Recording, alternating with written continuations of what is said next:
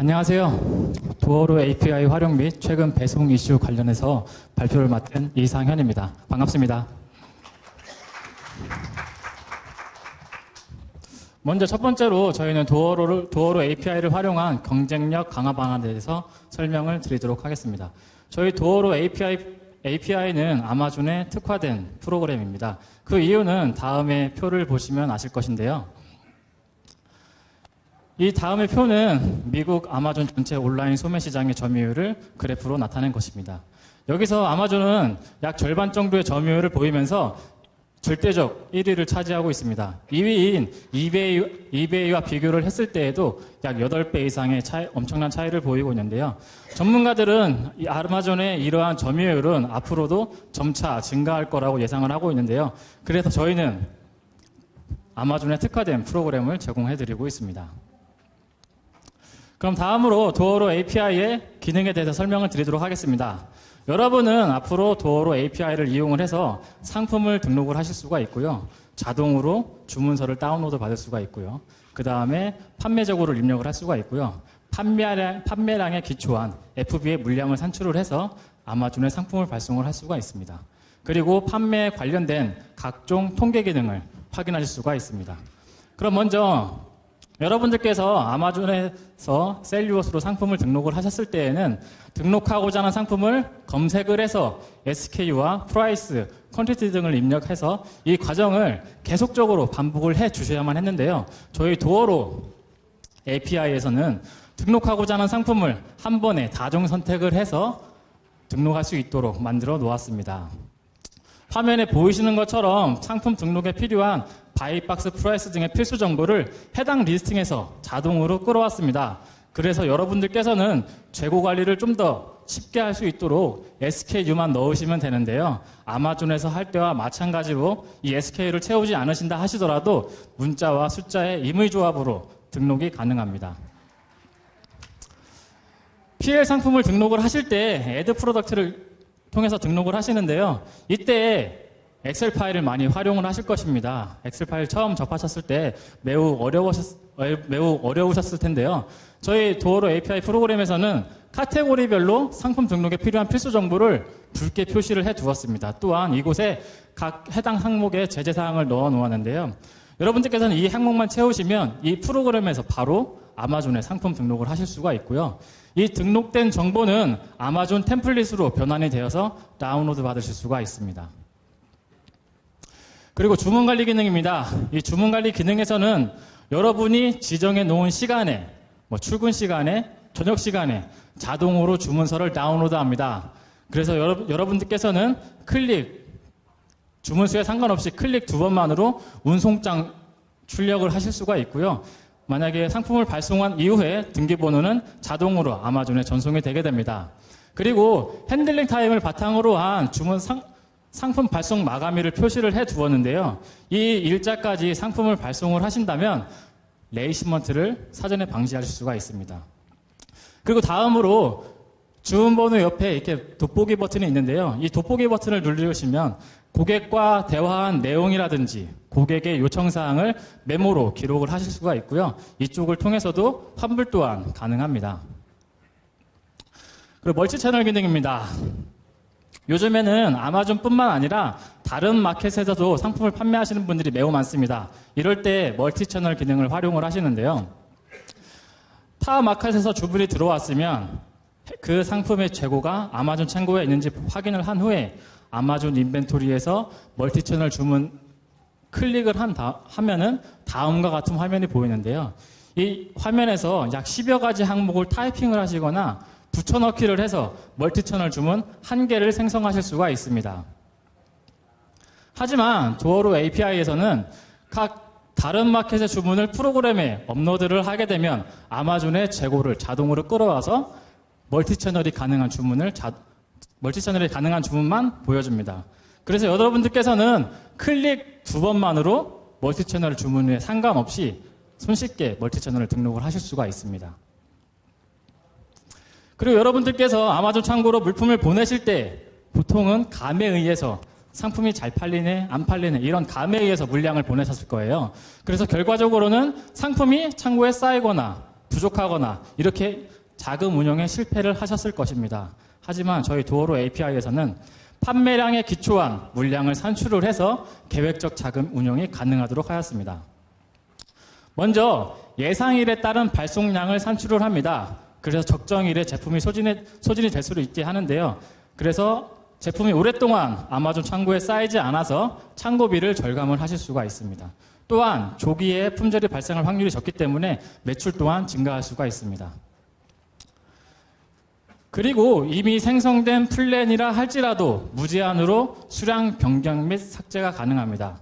보통 아마존 웹에서 플랜을 생성할 때에는 입력된 수량의 5% 범위 내에서만 수량 조절이 가능하기 때문에 나중에 발송량과 그 기입된 양이 틀려지면은 반드시 레콘사일을 하셔야만 하는데 여기서는 레콘사일을 하실 필요가 없습니다. 그리고 박스별 발송 정보도 손쉽게 전송이 가능합니다. 그리고 가장 중요한 기능인데요. 상품이 배정될 아마존 창고를 미리 확인하실 수가 있습니다. 그래서 요즘에 상품의 입고 지연이 빈번히 발생하거나 반품이 많이 발생하는 창고가 있습니다. 그래서 이러한 문제가 있는 창고로의 물품을 임의로 줄이시고 배송이 잘 되는 창고로의 물품을 임의로 늘리셔서 상품을 발송하실 수가 있습니다. 다음은 통계 기능입니다. 자동화 프로그램에는 여러 가지 통계 기능이 있는데요. 그 중에서도 가장 기본적인 통계 기능에 대해서 설명을 드리도록 하겠습니다. 아마존에서는 여러분에게 2주마다 판매 대금을 송금을 하면서 다음과 같은 내역서를 보여주는데요. 보통 여러분들께서는 여기서 보시는 내용은 단순하게 송금 금액이 얼마인가 이것밖에 확인을 하실 수가 없습니다. 저희 도어로 API에서도 이것과 비슷한 인터페이스로 꾸며 놓았고요. FBM, FBA 그리고 멀티 채널 항목을 추가를 하였습니다. 그리고 추가적으로 여러분들께서 상품의 주문이 얼마나 들어왔는지, 어떤 상품이 얼마나 팔렸는지, 어떠한 항목의 수수료를 얼마나 지불하셨는지 등을 확인하실 수 있도록 이렇게 세부 내역 또한 제공을 해드리고 있는데요. 이 내역을 제공을 해드리는 이유는 뭔가 하면 이 세부 내역을 확인을 함으로써 불필요한 항목의 지출을 줄이셔서 마진 비율을 높이실 수 있도록 하기 위함입니다. 지금까지 도어로 API의 장점에 대해서 설명을 해드렸는데요. 지금부터는 시간 단축 효과에 대해서 설명을 드리도록 하겠습니다. 도어로 API는 업무의 처리량에 별로 상관이 없습니다. 왜냐하면 버튼 클릭 한 두세 번만으로 모든 작업이 이루어지기 때문인데요. 그래서 단 5초밖에 걸리지가 않습니다. 만약 여러분들이 맨날 하시는 인쇄, 멀티채널 주문, 품절 입고 등을 매일 하실 때 100개를 하신다고 하셨을 때 이것을 합치면 총 200분 정도의 시간이 소요가 되는데요. 도어로 API를 이용을 하신다면 시간을 획기적으로 줄일 수가 있습니다. 또한 가끔 하시는 FBA 물량 산출 기능이라든지 또 통계 기능까지 확인을 하시면 이 시간은 더욱더 벌어지실 건데요. 이렇게 획기적으로 줄인 시간 때문에 투잡을 하시는 분들께서도 보다 손쉽게 아마존에서 판매를 하실 수가 있고요. 이렇게 절약된 시간을 가지고 또 다른 상품을 발굴을 하신다든지 아니면 또 다른 판로를 개척하신다든지 꼼꼼한 비용 분석을 통해서 마진의 비율을 높이시는 등을 경쟁력을 확보하실 수가 있습니다. 그리고 남들보다 좀 더 빠르고 쉽게 상품을 판매한다고 하시더라도 판매 가격을 잘못 정하면 지금 설명해드린 내용이 다 쓸모없는 내용인데요. 더군다나 신규 셀러분들께서는 각종 수수료에 대해서 모르는 상태로 FBA 판매 가격을 정해야만 합니다. 그리고 아마존에 대해서 어느 정도 경험이 있으신 분들께서도 FBA 판매 가격을 정하시는데 매우 어려움을 겪고 계시는데요. 저희 도어로 판매 가격 산출 계산기를 이용을 하시면 판매하시는 제품의 치수와 무게, 그리고 한 번에 발송하는 수량 등, 그리고 마진 등만 제품의 단가 등을 입력을 하시면 여러분이 원하시는 마진을 보기 위한 판매 가격을 산출을 할 수가 있습니다. 좀 어려우실 것 같아서 예를 드리겠는데요. 이 마우스 포인터를 만 원에 구매를 했어요. 그래서 이거를 아마존에 판매를 할 때 5,000원의 마진을 보고 싶다. 각종 수수료를 다 상관없이 5,000원의 마진을 보고 싶다 했을 때 그 아마존 판매 가격을 구하시는 겁니다. 다음으로는 최근 국가별 통관 이슈에 대해서 설명을 드리겠습니다. 지금 이 내용이 오늘 제가 해드리는 내용 중에서 가장 중요한 부분이거든요. 그러니까 조금만 집중해서 들어주시기 바랍니다. 여기서는 발송량이 가장 많은 미국, 그리고 이효리 넘버 이슈가 있었던 영국, 그리고 최근 들어 발송량이 늘고 있는 호주, 이렇게 세 나라에 대해서 설명을 드리도록 하겠습니다.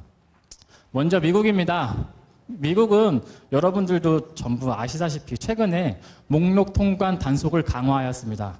그래서 발송되는 상품에서 많은 양이 반송이 되어서 돌아오고 있었는데요. 저희가 그것을 발송 요일별로 통계를 내보았습니다. 그 결과 5월 31일부터 6월 19일에 발송한 물량, 그리고 7월 25일에 발송한 물량, 이 두 가지 이 일자에 발송한 물량에서 집중적으로 반송이 발생을 해왔는데요. 나머지 기간에서는 반송이 전혀 발송하지 않았습니다. 그래서 저희는 이러한 통계상을 기록을 보고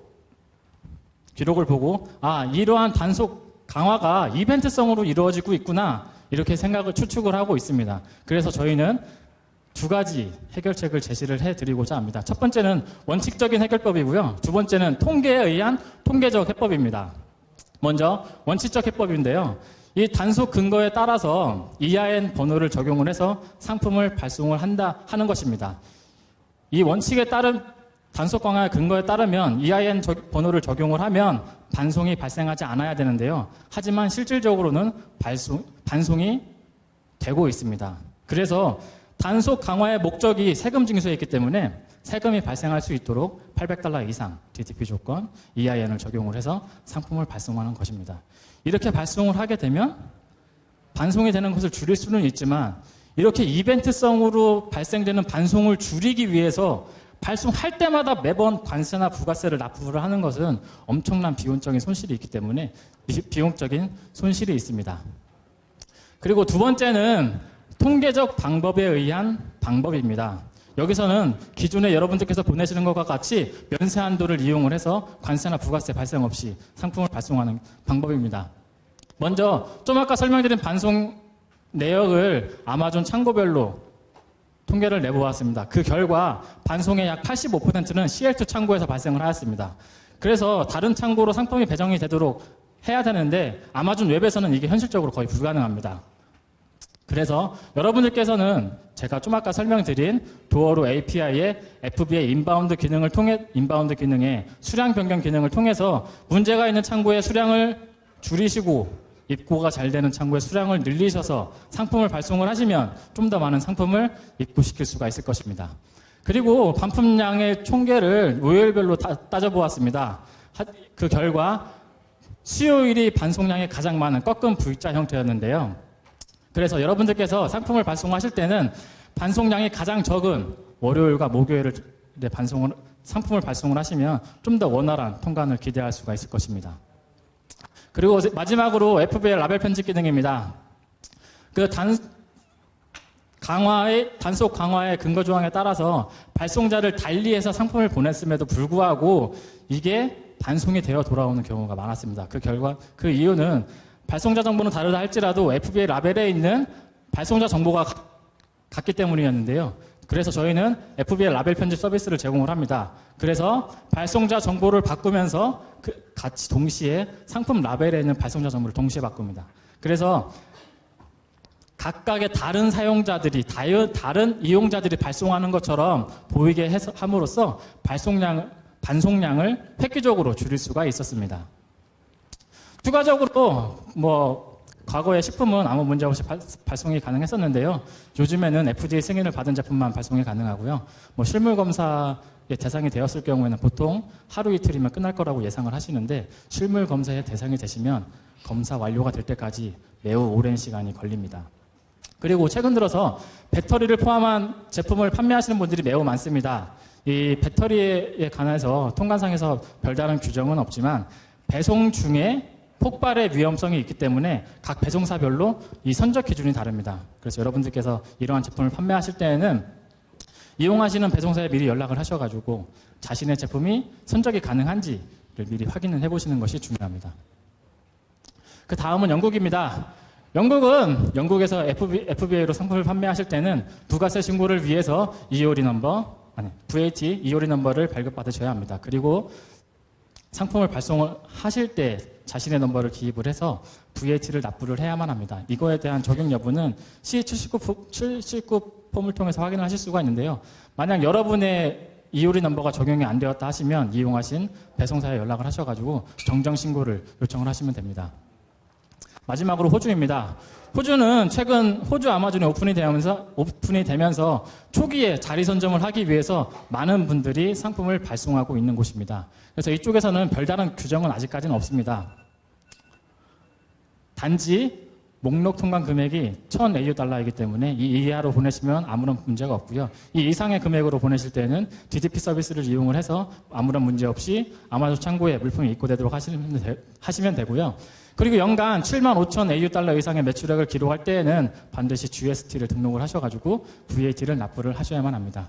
지금까지 이상현이었습니다.